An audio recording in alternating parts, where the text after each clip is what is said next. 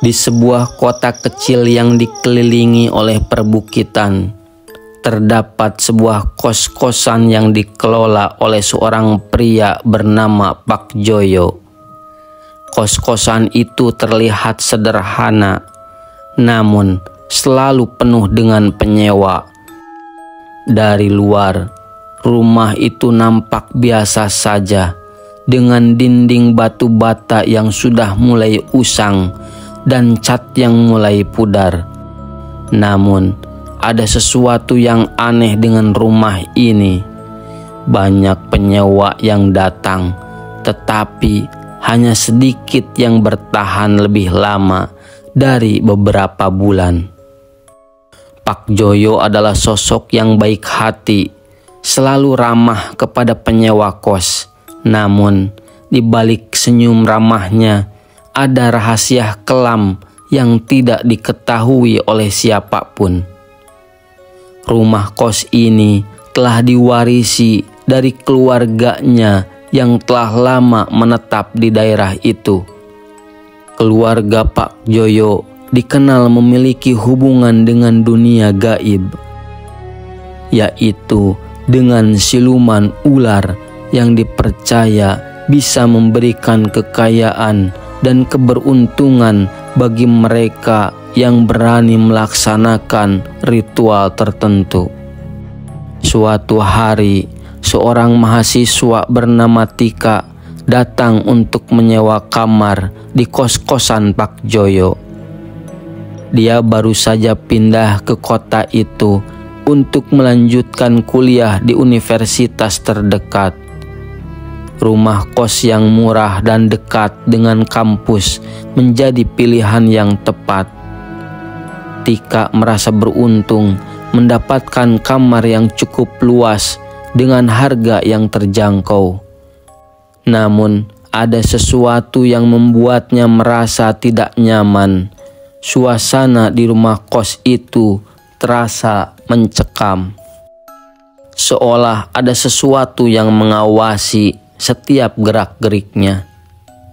Pada malam pertama di kos tersebut, Pak Joyo datang ke kamar Tika dengan membawa sebuah baki kecil. Di atas baki itu terdapat nasi tumpeng kecil, bunga-bunga segar, dan beberapa buah-buahan.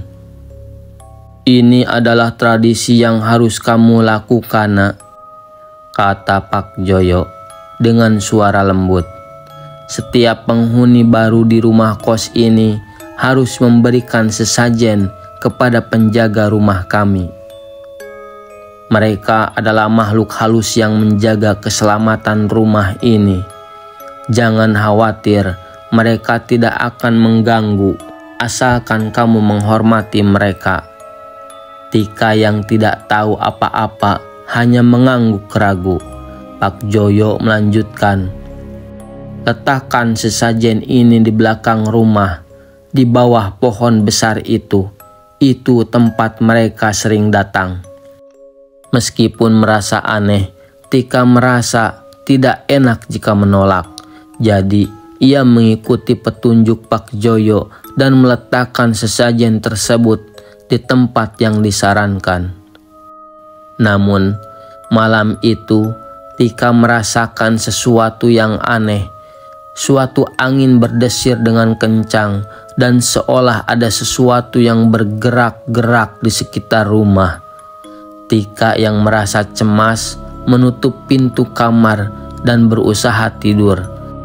Namun matanya tidak bisa terpejam. Tiba-tiba terdengar suara berdesis dari luar. Perlahan Tika mengintip melalui jendela dan melihat sosok besar melintas di bawah pohon. Sosok itu berbentuk seperti ular dengan tubuh seukuran manusia, berkilau dan mata yang bersinar merah. Siluman ular yang konon merupakan penjaga rumah kos Pak Joyo. Terlihat begitu nyata dan besar, melintas dengan gerakan yang cepat dan anggun. Tika yang ketakutan segera menarik tirai dan bersembunyi di sudut kamar, tidak berani bergerak. Keesokan harinya, Tika menemui Pak Joyo untuk bertanya mengenai kejadian semalam. Pak Joyo hanya tersenyum dan menjelaskan, itu penjaga yang memberi berkah kepada rumah ini. Mereka memberi kekayaan dan perlindungan bagi mereka yang mengikuti tradisi dan memberi sesajen. Namun, jika kita tidak memenuhi kewajiban, mereka bisa menjadi sangat berbahaya. Tika yang mendengar penjelasan itu merasa terkejut. Dia tidak pernah menyangka bahwa tempat tinggal barunya memiliki hubungan dengan dunia gaib. Pak Joyo melanjutkan perkataannya. Sesajen yang kamu berikan semalam adalah bentuk pesugihan. Dengan menghormatinya, kamu akan mendapatkan rezeki dan keberuntungan dalam hidup. Namun, ingatlah, keberuntungan itu datang dengan harga. Setiap kali kamu memberikan sesajen, makhluk itu akan meminta lebih banyak. Tidak ada yang bisa menghentikan siklus ini. Tika mulai merasakan perubahan dalam hidupnya. Pekerjaannya sebagai asisten dosen semakin lancar, dan ia mendapat tawaran pekerjaan sampingan yang menguntungkan. Uang yang didapatkan selalu cukup, bahkan lebih dari yang dia butuhkan. Namun, semakin lama, semakin terasa ada yang aneh.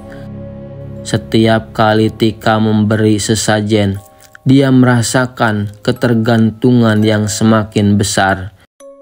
Meskipun ular siluman itu tidak terlihat lagi, seolah-olah hadir di setiap sudut rumah, mengawasi dan menuntut lebih banyak. Beberapa bulan berlalu, dan Tika merasa semakin terjebak dalam perjanjian itu. Keberuntungan datang begitu cepat, namun ketenangan yang dia rasakan mulai menghilang. Malam-malamnya dipenuhi dengan bisikan yang datang dari dalam rumah, suara yang semakin terdengar dan semakin mengganggu. Siluman ular itu mulai menunjukkan dirinya di dalam mimpi, meminta lebih banyak sesajen, lebih banyak pengorbanan. Tika yang sudah merasa terperangkap mulai mencari cara untuk menghentikan siklus ini. Namun, setiap kali dia berusaha untuk berhenti memberi sesajen, sesuatu yang buruk selalu terjadi. Pekerjaannya terganggu, uang yang datang tiba-tiba menghilang, dan bahkan teman-temannya mulai menjauh. Akhirnya, Tika menyadari bahwa ia tidak bisa lepas dari perjanjian itu. Ular siluman itu telah mengikatnya dalam pesugihan yang tidak bisa dihentikan. Dalam diam, Tika terus memberikan sesajen, berharap suatu hari bisa menemukan jalan keluar. Namun, dia tahu bahwa harga keberuntungan ini adalah harga yang harus dibayar dengan terus-menerus mengorbankan apa yang ia miliki, dan semakin lama dia mulai merasakan bahwa harga itu semakin tinggi. Cerita ini menggambarkan bagaimana sesajen yang diberikan kepada makhluk ular siluman itu sebagai bentuk pesugihan membawa keberuntungan, tetapi juga mengikat penghuni dalam perjanjian yang semakin sulit untuk dilepaskan. Keberuntungan yang datang dengan harga dan ketergantungan yang tumbuh seiring waktu menjadi siklus pesugihan ini sebagai jalan yang gelap dan sulit untuk dihindari.